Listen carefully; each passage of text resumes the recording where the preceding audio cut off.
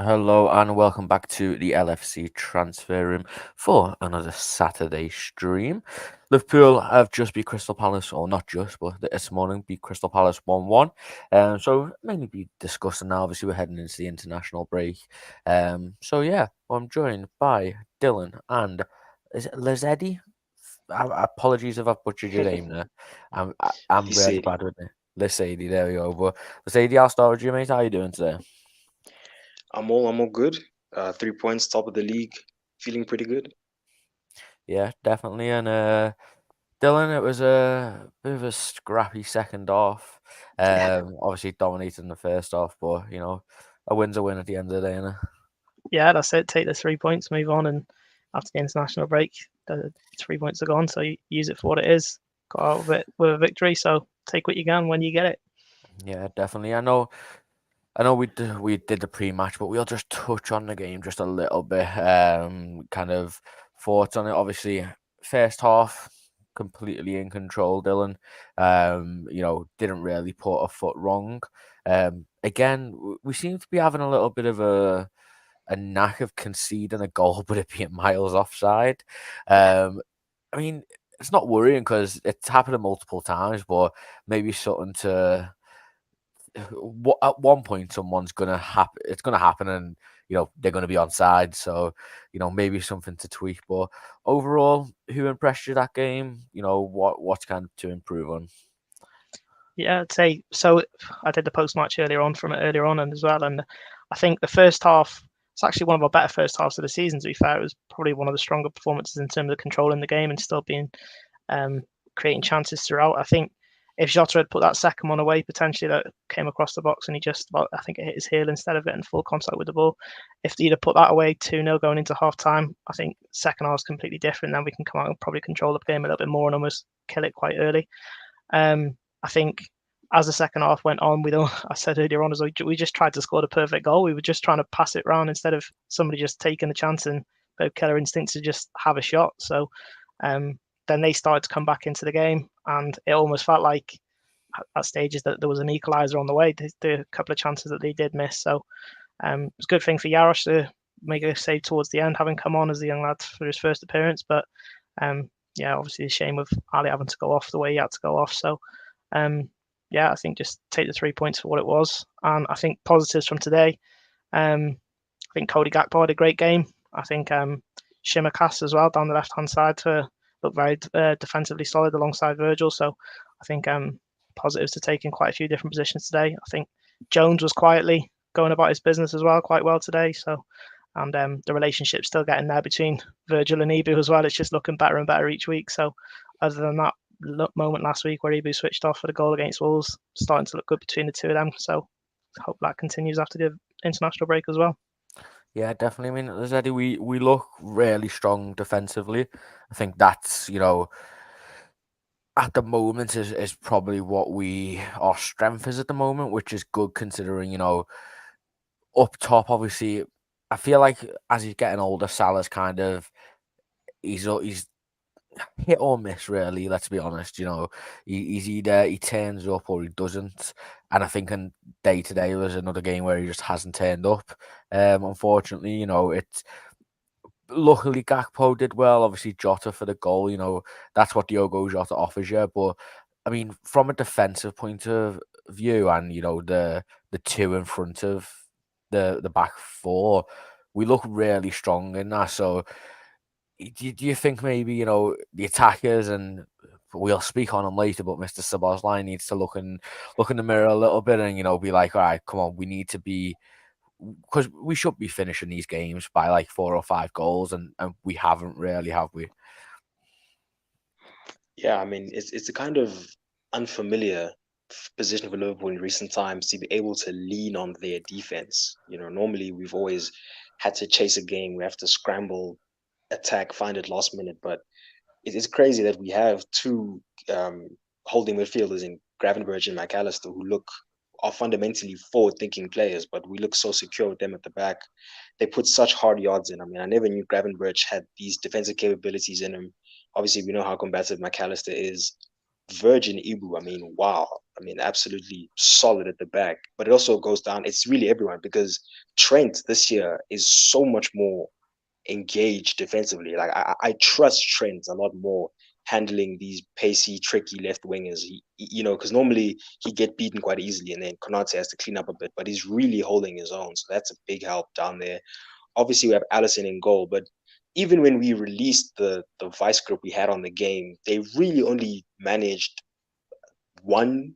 I mean, there is a chance. We really should have buried that, but outside of that, they were not like you have to put that in chances. They were sort of smuggled in chances. So we the control we had over the game did dissipate. I think Szoboszlai is an element of that, because in the first half with Jones, because he when Jones was up there, he holds the ball better. Szoboszlai, saying he plays like he's scared of the ball. He gets the ball, and he just wants to get rid of it as soon as possible, whether he just passes it or just shoots it randomly. So when in the first half, I think they didn't really manage anything because of how well we held the ball. Like, they couldn't get near us. So when we have players who maybe aren't as comfortable with the ball, I think that's also an element of how control gets released. But the defense, I mean, what is that now? 5 clean sheets or something? I mean, 4 goals conceded in 10 games. I mean, it's absurd. This is not what I was used to from last season. So that's really definitely a big plus. My biggest criticism of Klopp was that we could never win a game 1-0. Like, for better or for worse, we couldn't score in the first half and the game finishes 1-0. That just couldn't happen last season. But now we've shown that we can absorb pressure, hold out, and still get the 3 points. So very, very happy defensively. Yeah, definitely. I see where you're coming from. Obviously, we've always. I think that also comes from the fact that our fullbacks are now a lot more defensive, especially the left back. Even Trent, you can see in his game that he's just not really. He's not making that overlap and run that we've come so familiar with. He's more kind of sitting in and covering. Whether it be Gravenberch or McAllister if they break forward. So it's interesting. I know you were mentioning him there, but I might as well discuss him now. Szoboszlai, obviously in our chat, everyone knows I just don't rate Szoboszlai. I think he's, there's a player there. I just don't think. I think he's a Klopp player. I think he's someone who needs to just run around. I said it in the chat. He's Szoboszlai shoots when he needs to pass. He passes when he needs to shoot, and that passing when he needs to shoot is such an annoying one, because you know that he's got the quality to just thunder it top ends. The goal's gaping, he's 20 yards out on the edge of the box and he tries to pass to somebody with 3 men around him. Like, it doesn't make sense. The only real attribute I think he has that Slot likes is he runs around a lot. But when you look at Harvey Elliott, who's out at the moment, Harvey Elliott last year covered the most ground for us. So Harvey Elliott can run around too. Yes, he's not that physical presence, but he's a million miles better on the ball than him. He can, he can find that space. He can find that killer pass, where I just don't think Szoboszlai is that. Maybe his role is either on the, in midfield, but again, it's. I don't know about you, Dylan, but I feel like from a point of view, looking, just watching the games, he just doesn't seem like he really fits in what Slot wants, in my opinion, anyway. No, and I agree with elements of that as well, in terms of his quality on the ball, in terms of like the stuff that Slot wants, in terms of the small 1 and 2 interchange passes between everyone. He doesn't really seem to have that at this point. I think that is something he's probably going to have to develop to be starting all the time in Slot's team. I think against teams where we're probably going to have a lot more of the ball and we're going to have a lot more control of the game, and they're going to probably sit in a low block and stuff like that, his running power is probably his biggest attribute. So in terms of being able to break against a team where we might have to maybe counter attack or get at them a little bit more, I think he's probably stronger in those types of games. Like, say, for example, United, he had a good game where he's up against them in the final third, but where the teams are probably going to sit off and be in a low block and he has to have a little bit more control of the ball in these types of games, he probably does need to bring that element of his game on a little bit more. I think one in particular that epitomised what you were saying almost there was in today's game. I think he got the ball 25 yards out and there was no one in front of him, and he looked for a pass, I think, to Diaz at the time, and then literally 10 seconds later that he was 30 yards out and there was two people wide, two players in front of him, and he shot that time. So within like a 15-second gap, it almost epitomised what you were saying there in terms of sometimes he should look for a pass and other times he should just go, no, it's open for me. I've got a good enough shot to hit it from here. And I think the decision making in those types of situations could be developed slightly as well. But no, I think there's a player there. I think it's just bringing on the stuff in terms of the more control of the game, like Slot's going to try and get us to have, I think.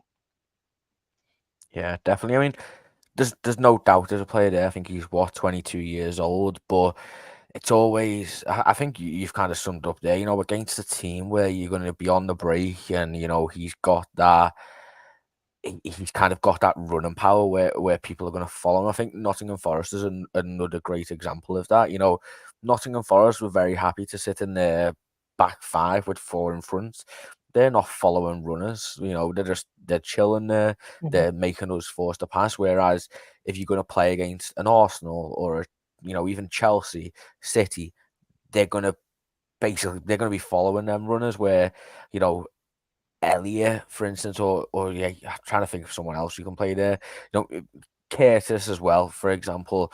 I'm not the biggest fan of Curtis, but against the team who is going to sit deep, I think Harvey Elliott he's just perfect for that role.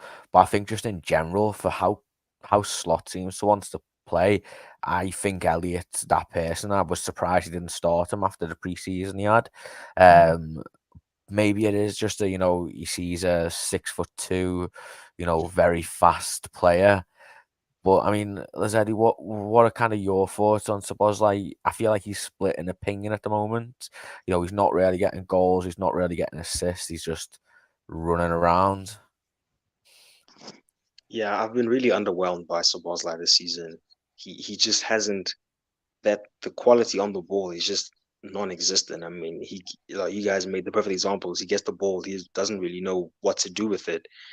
And there's been so many times when we've been on the break or running into space and he finds the wrong pass or he makes the right decision, but the execution is off or something. It's just been very substandard quality, and it's super disappointing because the first 10 or so games last season, he showed us that really this guy is a guy who can take the game by the scruff of the neck, who can really make stuff happen, find the pass, find the shot, beat them, and he's actually he's decent in tight spaces when he wants to be. So, like you said, there's a player there. He's got all the tools, but he really hasn't been good enough this season so far.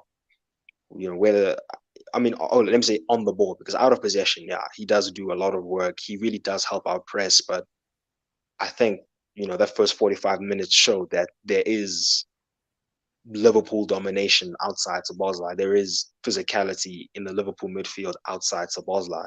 So until he gets the form up, I wouldn't mind seeing Jones, McAllister, Gravenberch midfield.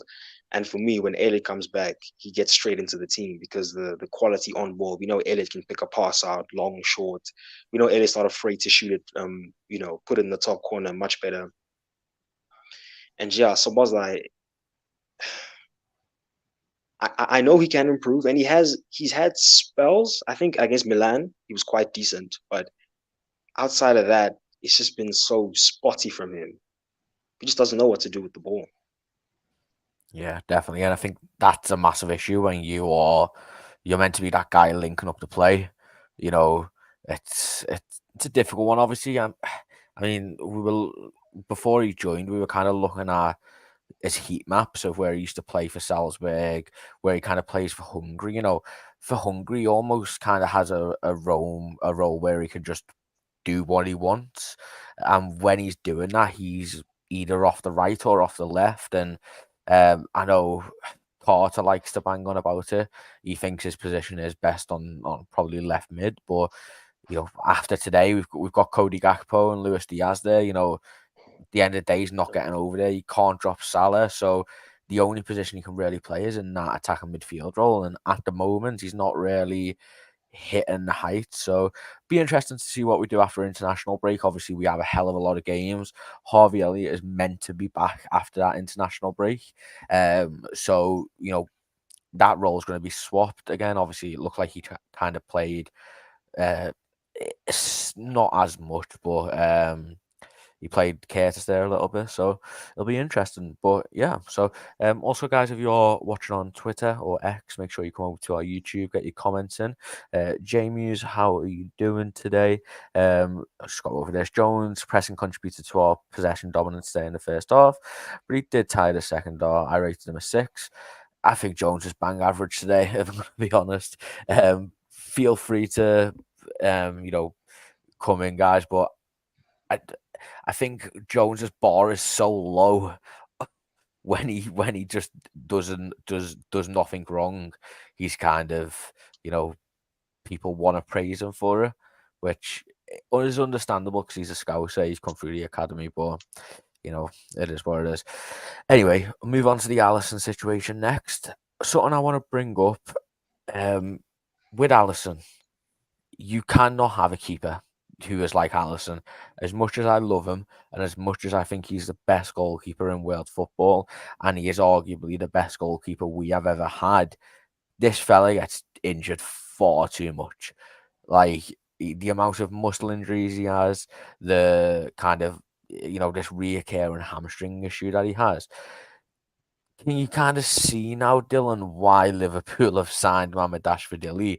Because I'll be honest, when I was like, "Oh, we're signing Mamardashvili," I was like, "Mate, Alisson's still got a good 5-6 years left in him."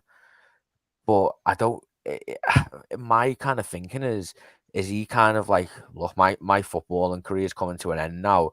When my contract runs down, I'm just going to move to Saudi Arabia, play there for 2-3 years, get the money, and go.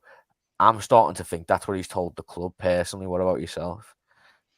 Yeah, I think at the time with Marmoush, I wasn't really expecting us to sign a goalkeeper because I thought with Kelleher, he was kind of, for me, the natural kind of person that's going to step into that role after Alisson. But I kind of thought maybe it makes sense if he's going to go back on loan that they've kind of said to Kelleher, you're maybe not our first choice for going forward. So maybe after this season, you'll have to have a look at first team football elsewhere. But in terms of the injury for Alisson, he has the last couple of seasons picked up these injuries quite a few times. I think last season it was similar sort of period as well, just after international break, where he picked up a similar type of injury and was out for, I think it was like 10 or 12 games or something in a period last season as well. So, and again, the way he went down today and was slamming the floor and everything, it really did look like it's going to be a bit of a while. I know there's videos and stuff of him hobbling out afterwards on the way out the stadium, so it doesn't look good.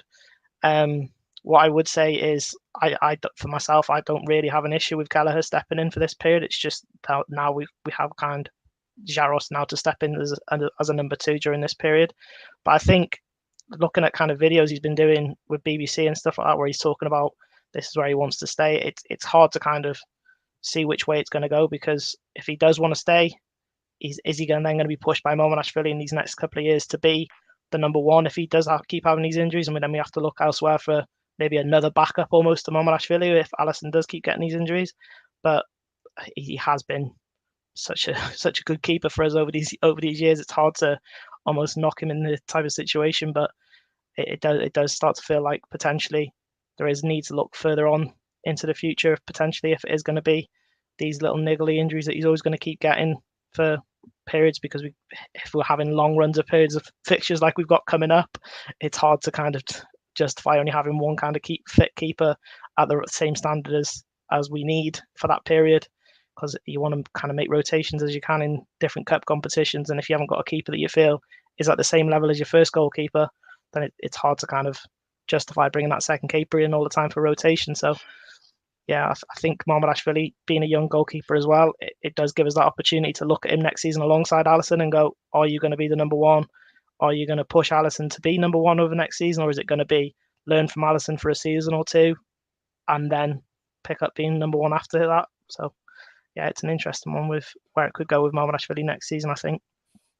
Yeah, I mean, Zeddy, I think this Alisson thing, it's not as much of an issue because of how good Kelleher is. I think if we were relying on a keeper who just the step down was so great, obviously look, Alisson and Courtois, we were talking about it before, they're in a bracket of their own. You know, there's no other goalkeepers that come close to them. And I think Kelleher, even then, is still a little bit down, but he's a good goalkeeper. You know, he's never really let us down.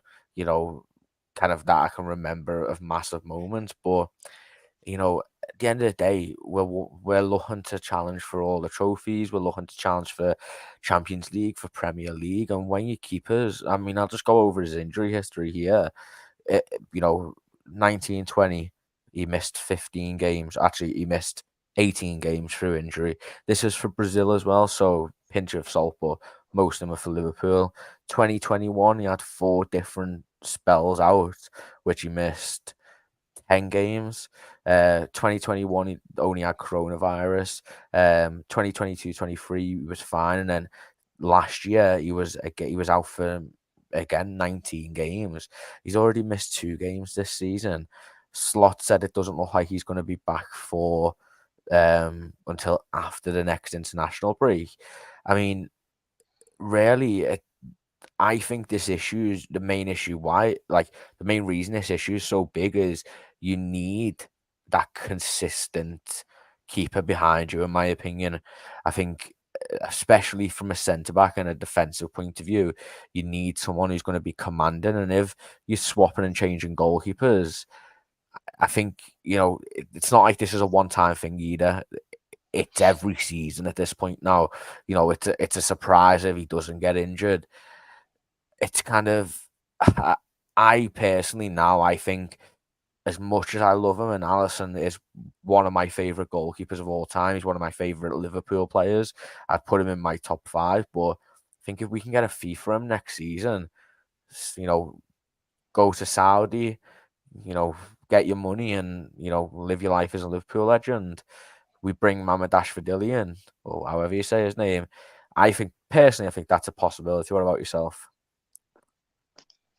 I mean, yeah, it's ridiculous that we have an unreliable goalkeeper. I mean, his injury record is bad for attackers. You know, that's an unreliable attacker in a position we have to run a lot. I mean, for a goalkeeper to be injured this much, him and Mike Mignon, I just don't get how you can be injury prone as a goalkeeper.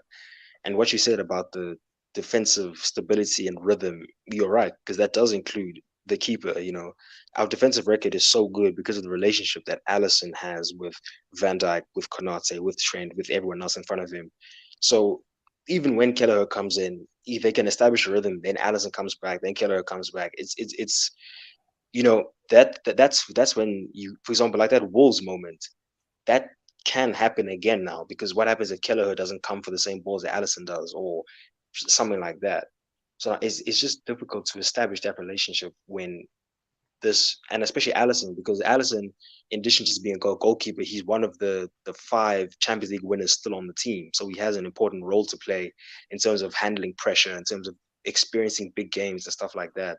So we do lose that leadership elements as well. Kelleher's fine though. He's never put a step wrong. I've been looking at Marmoush, and I think I see why we like him. He plays angles really well. Doesn't get beat his near post often, so I think he's in, obviously had a fantastic Euros as well. So if we can get a fee for Alisson, it's gonna hurt, man. It's gonna hurt because you know, I wanted Alisson to retire at Liverpool, but at this point, I just don't think we can put up with this inconsistency in terms of availability, because in terms of performance, I mean, like you said, you get world class, best in the world level performance whenever this guy suits up, kits up for the pitch.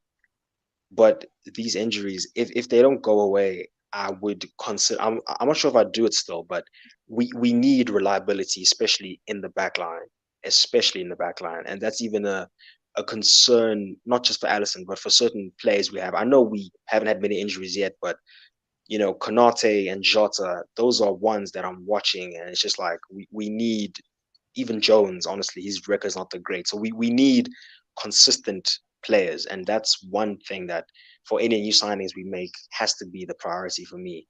That's why Chiesa, I was iffy about the Chiesa signing, because we need players who are going to last the season, because like you said, we go deep in all 4 competitions. You know, we are a club that can do the quadruple, and to do that you need a big squad with fit players.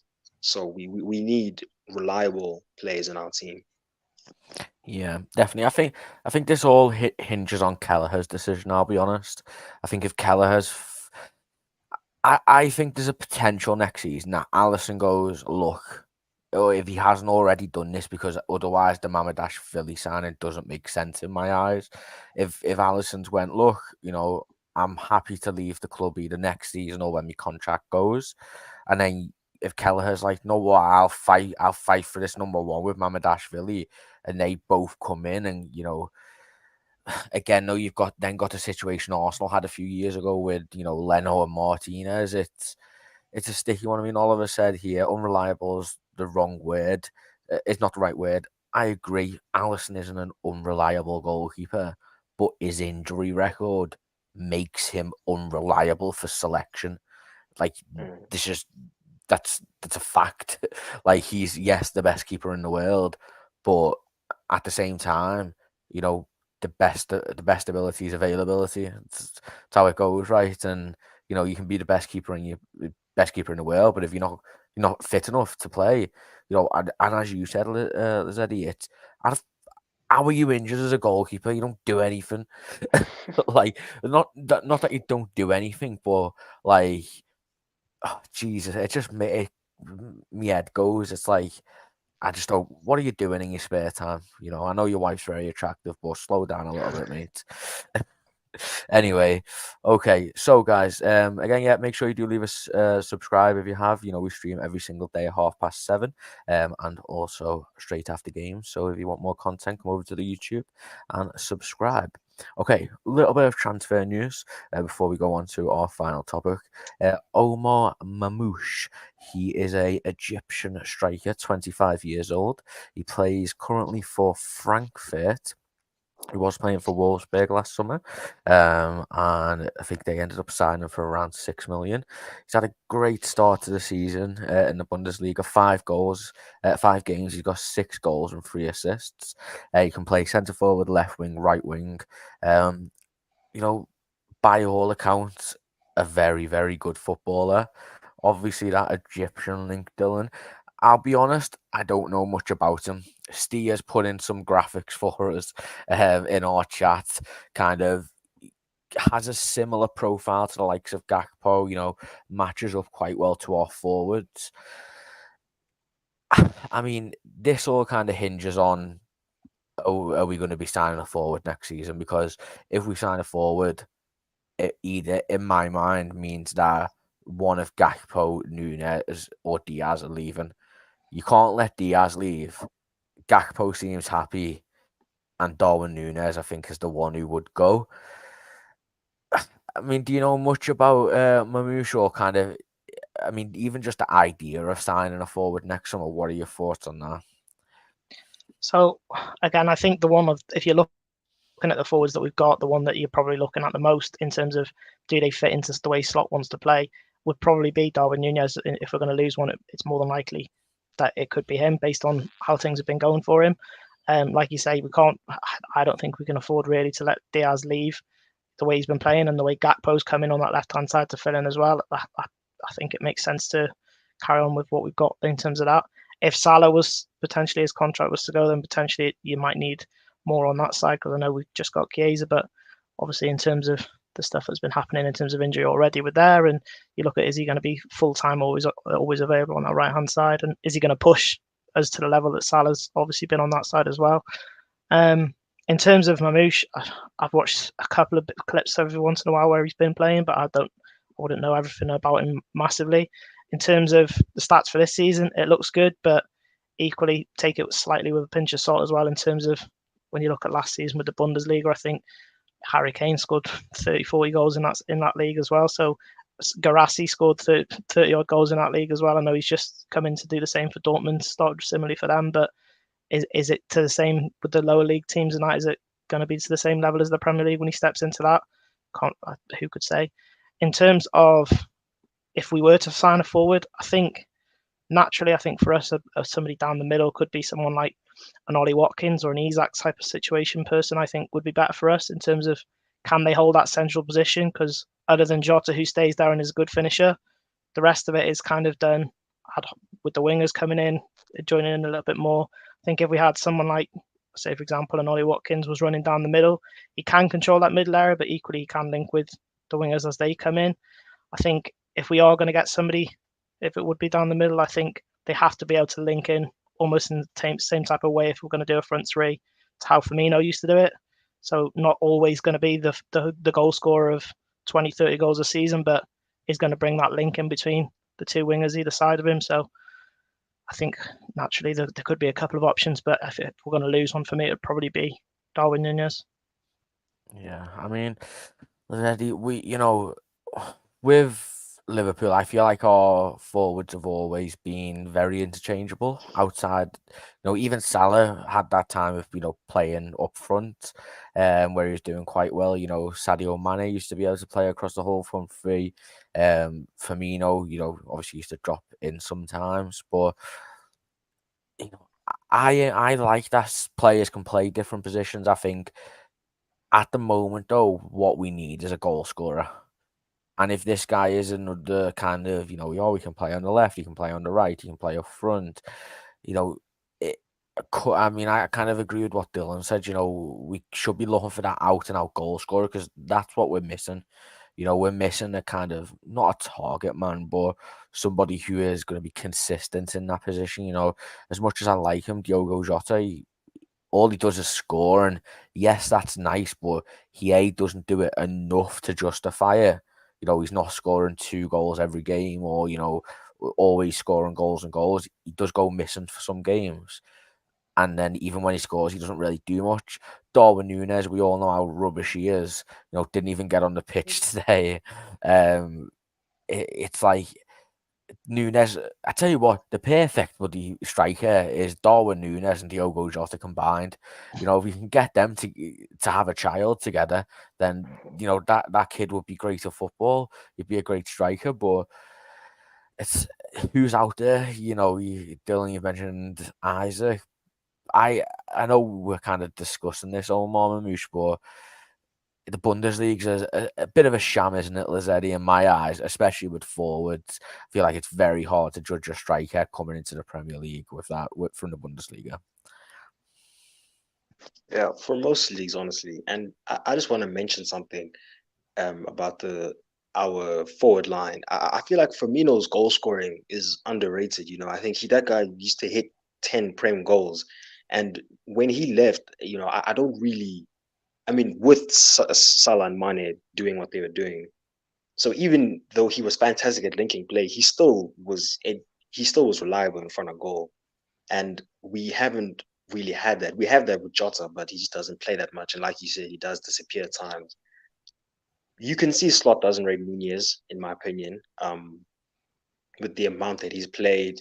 Even getting, for me, him coming off at Bologna, that just said to me that, oof, because if Jota Jota wasn't outside his goal. He really wasn't fantastic today. But if Jota can last the 90 today and Nunez couldn't last the 90 against Bologna, even though similar game states, 1-0, need to kill the game, I think that shows that I think Nunez's days are numbered. Isak, I like Isak, but he's one of those that can't stay on the pitch. His injury record is not the best, so I wouldn't really be happy with an Isak. Marmoush, I genuinely have no idea. I've just heard the name, I've seen the graphs, but I haven't even watched a second of him. But these leagues, man, it's the Portuguese league especially is not, in terms of look at what Joao Felix did there, look at what Nunez did there. It's really guys who didn't translate the best. And the Bundesliga, I think it's a bit closer, but the league I trust in a way, I'd say probably La Liga, if I'm being honest. It's probably the only one where I look at a forward in La Liga and I say, okay, the skills should be transferable. But we really need, we could get away with, not get away, we could have a Firmino who doesn't, score as many goals because we had crazy scoring wingers, especially Salah. So you need someone like that. It doesn't necessarily have to be the striker, because we show that you can have your winger as your primary goal scorer. And with Salah, yeah, the performances have been, against Bologna. I know he got the goal and the assist, for both goals, but he really, I mean, his final pass has been shocking. He can't beat his man really anymore. Hasn't been able to take his man on.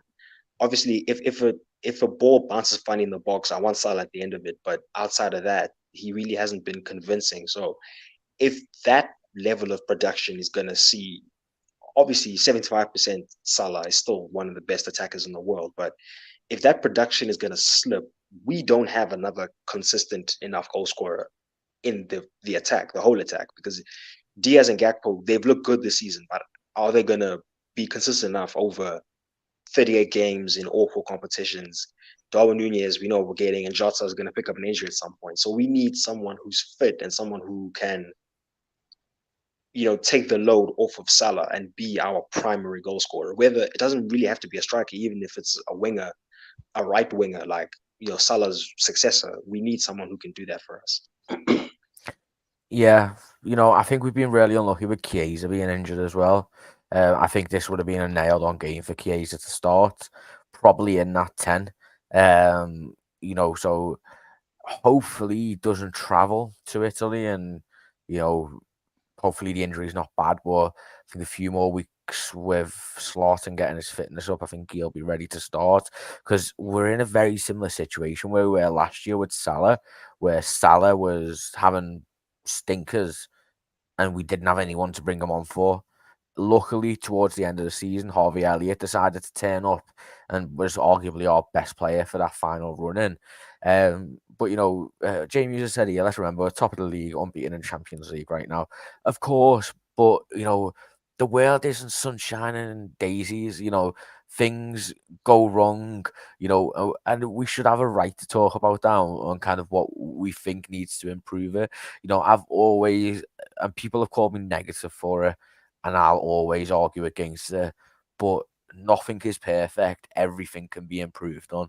And I think when you're a serious club and you're trying to be the best club in the world, expecting improvements on, positions that aren't good, or, things that aren't good, I don't think that should be looked down as upon negatively. I mean, let's just talk about them now, because I haven't been on for a while, and I love to slander Darwin Nunez, but I have always been Darwin Nunez. There is a player there. Anybody can see that. Anybody can see that Darwin Nunez has the capabilities. However, we don't have the time to give him that, unfortunately.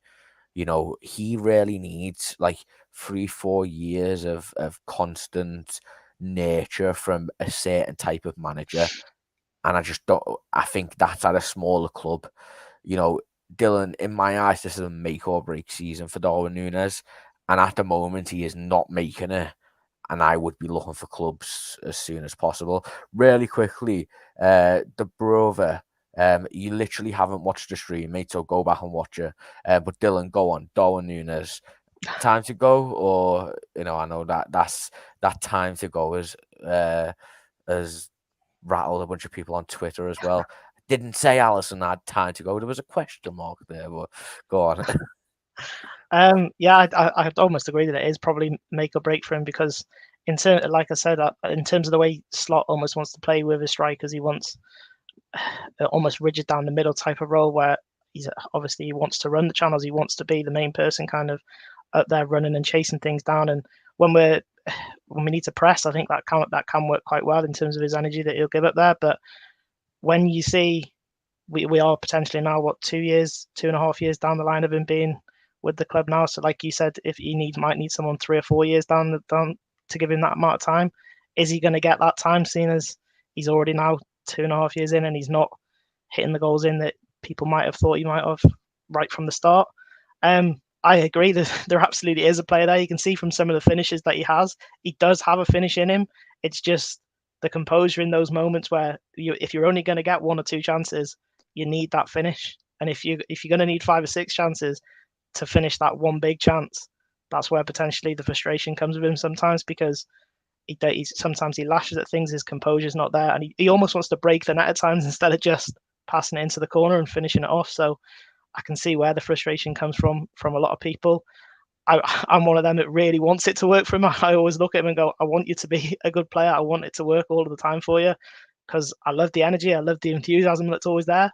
But it's the frustration then of the finishing when you watch him 3, 4, 5 chances in a row that potentially tries to just break the net, break the goalkeeper's hand to make it go in rather than just simply putting it in the corner or tapping it to the side of the keeper. Yeah, so I want there to be a player there, but it does feel like if it doesn't happen during this season, then we are probably going to either January next summer, probably see if we can get something back for him to almost reinvest in another striker. But let's hope he does hit 15, 20 goals by the end of the season, and we don't have to be in that position. Let's see what happens with him. Yeah, I've always said, all of these players that I don't rate, Curtis Jones, Darwin Nunez, even Szoboszlai, I want them to do well. Just because I don't rate them as a player doesn't mean I'm rooting against them. It's like people are like, "Oh, you want him to do bad?" I'm like, "No, I want him. I want him to prove me wrong. Like I want him to go and score, 30 goals a season. And there's a player that can do that, but he makes the hard stuff look easy and the easy stuff look hard. Is he a left winger? Is he a striker?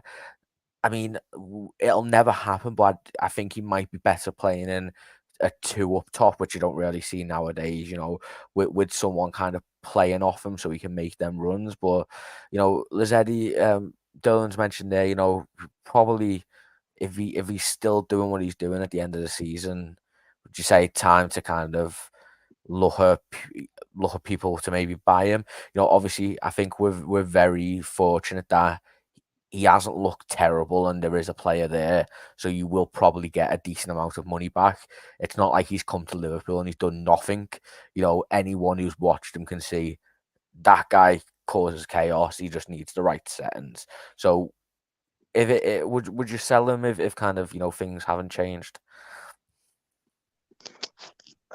Yeah, absolutely. Darwin Nunez is someone who, if you look at, for example, like Vitor Roque at Barcelona, he wasn't really given any time, wasn't really given any chance, and he's on loan right now. But clearly, Barcelona is going a different direction. They didn't back him, but Darwin Nunez, he got so much playing time. He was started week in, week out. He was given so many chances, even honestly by the fan base. The Liverpool fans. He's become like a fan favorite because of obviously all the stuff he does off the ball, and he pulls out crazy finishes.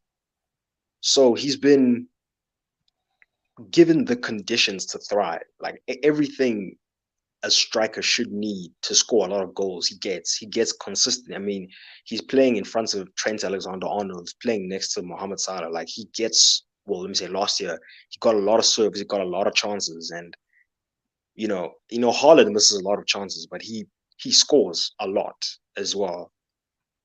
I just think with the time that's been given, I think, and because there are players like that who, for example, if you look at someone like Mykhailo Mudryk has all the ingredients to be a demon of a winger, but he just cannot put it together.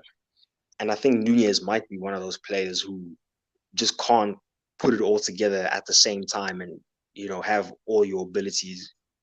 I just know it's going to be so annoying when he goes to some Serie A club and he's going to be Serie A top goal scorer. Like, you see what Pulisic is doing at AC Milan.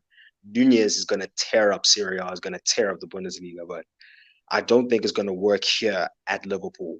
He'd be a decent bench option, but with the price we got him for and stuff like that, I just don't think he can be the number 9 we really want him to be at Liverpool. Yeah, definitely. I mean, we'll see. He's definitely not leaving in January, in my opinion. So fingers crossed the player decides to come out, but I would be very shocked personally. Really quickly before we move on to the last topic, Jamie wants to know who is everyone's man of match today. I would probably go with Virgil van Dijk. No, I'd probably go with Alisson. I think Alisson made a few really decent saves to keep us in it. Obviously, his injury kind of pulled it off, but there was a few good saves in there. One from the first half, a few in the second half. But again, Konate and Ibu, they're just absolute monsters. Dylan, quickly from you. Yeah, I think it's hard to argue with either Ibu or Virgil getting it really in terms of the how solid they were together and the relationship that's forming there. But one person who I mentioned earlier on in the post-match stream who surprised me in terms of how he played today, in terms of how solid he looked defensively as well, was Shimikas. I think he looked a lot better than potentially has in his last couple of games as well. So I think when you look at some of the problems Sarr gave us previously in different games, so I think for me it probably was Shimikas in terms of keeping things along the right-hand side for Palace, keeping them out at times and kept Sarr quiet the whole game. So I think he was up there for me. Yeah, definitely. I think Lazzetti, another good player for Gakpo, did really well today. Thought he, that little run down the left hand side on the byline was quite good as well. And Gravenberch in the first half, Jamie just mentioned here, Slot's already developed him. I think that's a bit harsh because I think Gravenberch looked really good last season as well, especially in the Europa League games. But he's playing in maybe a system that he wasn't familiar with. But who was your man of match, Eddie? For me, there were a lot of plays that impressed me. Obviously, I was saying to my friends that Adam Wharton hype died a very sad death today because what Gravenberch did to that man. So for me, Gravenberch was amazing. But for me, I think I'd have to go with Van Dijk. And the reason is this season, Slot's given him a lot more responsibilities on the ball. Because we know the Van Dijk diagonal to Salah, that's been on lockdown for years now. We know that. But now he's breaking lines. He's beating the first man. He has so much responsibility in the build-up.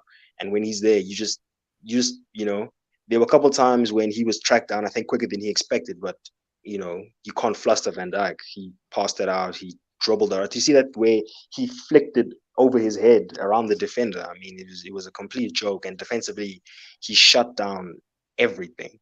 So for me, I think my man of the match have to be Van Dijk. But Tsimikas really impressed me. Gravenberch really impressed me. I mean, Gravenberch is just a joke this season. I mean, I don't know what Slot did with this guy, but yeah, for me, I'd go with Van Dijk, especially for the on the ball. Yeah, definitely. Okay, again, guys, if you're watching on YouTube, make sure you do subscribe to the channel. Also, leave a like if you're watching on X as well. Come over to YouTube, subscribe. We stream every day. Okay, finally, guys, I'm going to talk about. Obviously, we've got international break, unfortunately, so no games next weekend. We've already got one more after us, I believe, in November. So. However, after that international break is an absolute nightmare run of games until the next international break. Even after that international break, I'll keep on going because it's even harder. So this is our next run of games from the 20th of October. We've got Chelsea at home, Leipzig away, Arsenal away, Brighton in the EFL Cup away, Brighton at home in the Premier League, Leverkusen at home, Aston Villa at home, then got the international break in the November one. And then after that, heading into November, we've got Southampton, which should be an easy win. But then we've got Liverpool, Real Madrid, Liverpool versus Man City, Newcastle away, Everton away.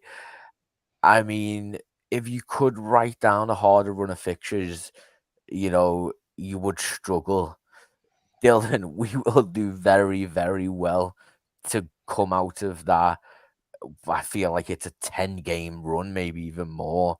Still in all the competitions. I believe there's an FA Cup a couple of FA Cup ties that haven't been drawn that will go in there as well. But we'll do very well, I think, to still be top of the league after that. Yeah, I think you're not wrong in terms of the fixtures we've got. It's a very bad list of fixtures to have coming up after the international break. But look at the other way around as positivity as well. It's once we get these out of the way, we'll kind of know where our season's at and know where it's going. So we've almost had the first 10 games to see what we kind of might expect from Klopp in terms of what Slot going forward. So in terms of the team the way it is, I think if in this next part before the next international break, if we come out of that with 9-10 points after those couple of games that we've got with Arsenal away, potentially looking at a draw or a win there if we can nick a win. I think if Brighton away is in the cup is one of them where you probably look for a bit of rotation in terms of that, and maybe Leipzig away in terms of some of the rotation, because when they played against Juventus, they've got quite a strong attack, but we might be able to still manage the game in other ways if we rotate potentially in our attack as well. So there's a couple of games where you can potentially look at a bit of rotation, but when you look at the league games that are there, Chelsea at home, obviously you don't know what to expect from Chelsea. They could come up in that game and turn up and have a really good perform against us, or they could come up and be absolute crap. We don't know in terms of what might come from Chelsea on that day. And then the list after that, Leipzig, Leverkusen and Villa at home, two games where, again, I think we're going to have to be on it if we're going to come out with wins from both. So I think after that period, if we are somewhere first, second, third, I think we're going into a strong position coming up against City after the international break, because I think they'll know by that point the run we've had. If they can get something from us, it's positive for them. But if we can take something from them after that international break, if we're still in a positive position by then, in first or second, then they know potentially there's a lot still to come from us in the season. So I think we can almost use this next 10, 11, 12 games almost to say this is where we're going to be, potentially right up there, or are we going to be third, fourth after this period? It kind of see where we are from there. But I think if we take 9 or 10 points, we're in a very strong position after this period. Yeah, definitely. I mean, Lazzetti, I think the first two games of that run are absolutely massive. Chelsea are flying at the moment. They're not really conceding goals and they're scoring a lot, albeit they haven't played, impossible competition, but neither have we. So I think that game is going to be really interesting to see where both teams stand. Both new managers, they're both looking good this season. Fortunately, it's at home for us, so, advantage to us. But then after that, Arsenal away, if Slot can go there, keep a clean sheet and nick a goal, I think mentally for the players and for the fans going forward, you're going to look at that running and like, until Man City, mate, we can beat all of these. We played Arsenal. Why can't we go on and just win? I'll be honest, the Champions League fixtures there, I'm not massively worried with them. I think, RB Leipzig should really be turning them over. Leverkusen haven't looked the same this season. And I don't want to jinx it, but neither have Real Madrid. So yes, they're all great European teams, but the way we're playing, the way they're playing, I think we go into all of them games as favourites. But them two games for me, there's Eddie, Arsenal, Chelsea, and then Arsenal, I think they're really going to set the tone, aren't they? Yeah, and they're such different games as well. I think our run to this point has been relatively easy, but in a way that's sort of a blessing because one, just get points on the board, but two, it gives players time to bed into the system, to learn the system, and to adjust to some of the movements, some of the positions under, I guess, relatively low pressure. And the Forest loss, the Forest loss is sitting in the back of my mind because that's really the only proper block, low block we faced where they just deny everything, and then hit you on the counter. Even the goal itself, I'm not too mad at the goal. I mean, Hudson threw a long shot, but the run of games till now has been what you'd expect from a new manager. We haven't been fantastic. We've played amazing, but there's been some inconsistencies that are starting to be ironed out. The way I look at it is, yes, we haven't played anyone, but at the same time, this is the worst honest loss Liverpool is ever going to be. I see it as we only get better from here. We only learn the system better from here. We only get players back like Elliott. So to be 9 out of 10 wins this far is fantastic. The game against Chelsea, I don't think we have the facilities to hold them goalless. They've got so much firepower up front. They just have a conveyor belt of attackers, and obviously they have that maverick in Cole Palmer who just can fish something out of nothing completely, can just turn a game on its head, can break a line, can make a pass that nobody really saw coming. He has that magic touch that the best of the best have. But I don't think that we can hold them goalless. I know they can't hold us goalless. Defensively, that goalkeeper's nonsense. Their back line is really suspect, and Caicedo, he's been a bit hit or miss this season defensively. So I think we can definitely get at them. But we have to be on it early. And for me, the slot Liverpool is built on its midfield. Whereas Klopp Liverpool, you could maybe argue rested a bit more on its attackers. I think here we really rest on the midfield. If the midfield fire, we beat most teams in Europe. So when we go midfield for midfield and what our midfielders would be allowed to do, I think our midfielders will be allowed considerable amounts of space at Chelsea. I can't see really them stopping the links between Gravenberch and McAllister. I can't see them stopping McAllister. You know that little scoop pass he does to get the ball forward. So I think we should beat Chelsea. Arsenal, that's a tricky one. For me, I want to win. I think we really have a chance to win at the Emirates. A draw would be nice though, but I know that Arsenal have the potential to just sit off and go into that block, which is genuinely impenetrable. And they're not afraid to do it at home like we saw against PSG. So, and I know that defensively, they're not going to allow the space that a Chelsea will, for example. They're going to really be tight to Gravenberch, and those are big, strong midfielders in there. So Gravenberch won't be able to turn as easily. McAllister won't be able to win as many duels and stuff like that. So Arsenal, and obviously the set pieces as well.